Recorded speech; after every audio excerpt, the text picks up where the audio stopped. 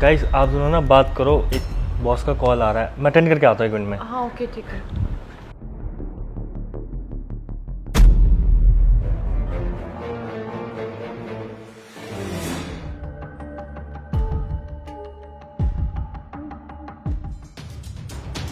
महक, ये क्या बकवास है? हाँ, अरे तुम मेरी दोस्त की बीवी हो और तुम मुझ पे ही ये सब। इसमें बदतमीजी क्या है? मैंने तो अपनी मोहब्बत का इजहार किया और तुम्हें ये बात बताना गलत है क्या? अरे तुम उसकी पत्नी हो और ये सब हरकतें तुमको अच्छी नहीं लगती, समझ में आई तुम्हें? तुम सीधा सीधा जवाब दो, हाँ या ना।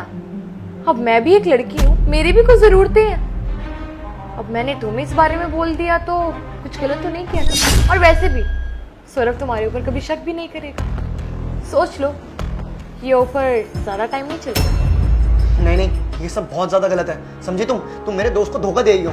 कोई बात नहीं, उसको आने दो, मैं भी उसे सच से बताता हूँ कि तुमने क्या ये नीच हरकत मेरे साथ करने की कोशिश करी है। रुको तुम। ये क्या धोखा लगाया हुआ है तुमने? हाँ, मैं उससे कोई धोखा नहीं दे रही, समझ में आया तुम्हें? और वैसे भी अगर तुम मेरी बात को मान जाते हो ना, तो हम दोनों के लिए बहुत अच्छा होगा, क्योंकि मैं तो सौरभ के इस बारे में कुछ बताऊंगी नहीं और ना ही तुम मुझसे कुछ बताओगे। अरे जरा मुझे भी तो बताओ, क्या बात चल रही है भाभी देवर में, और क्या नहीं मुझे बताना? वो एक्चुअली मैं इनकी फैमिली के बारे में बात कर रही थी, पूछ रही थी इनसे। नहीं सौरभ, ये तेरी वाइफ है ना, एकदम झूठ पे झूठ बोले जा रही है। कोई फैमिली के बारे में नहीं पूछ रही थी मुझसे। मैं बताता हूँ बात क्या है। असल बात तो ये है, ये मुझे छेड़ रही थी, मेरे पे डोरे डाल रही थी। ये क्या बकवास कर रही हो तुम? मैं तुम्हें अपने भाई की तरह मानती हूँ और तुम मुझ पर इतने घटिया इल्जाम लगा रहे हो। छी!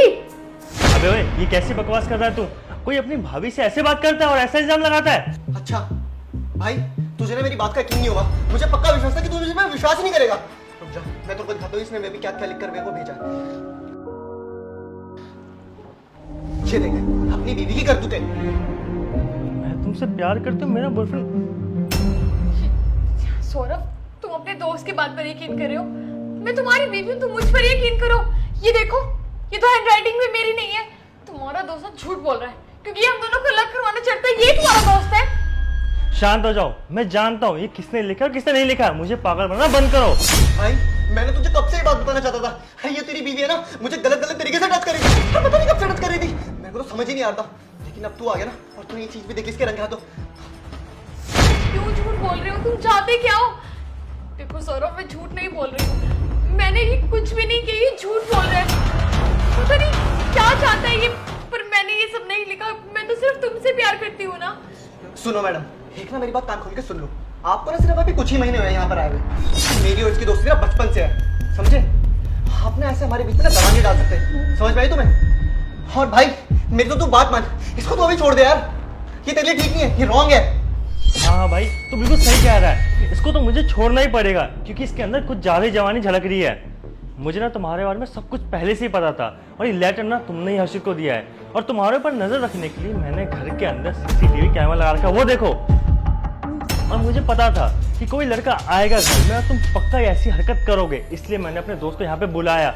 और देखो, तुमने वही हरकत दिखाई जो मैंने सोचा था। सौरभ, प्लीज मुझे माफ कर दो।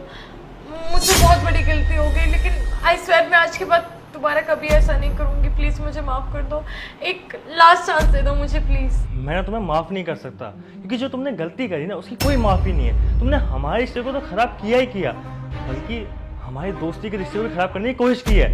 मुझे तुम्हारे साथ नहीं रहना, और अभी कभी ना तुम यहाँ से निकल जाओ। और आज के बाद ना अपना मुंह कभी मुझे दिखाना मत, और डिवोर्स के पेपर तुम्हारे घर पहुंच जाएंगे। निकलो यहाँ से। सौरभ, मेरी बात तो सुनो। I said leave.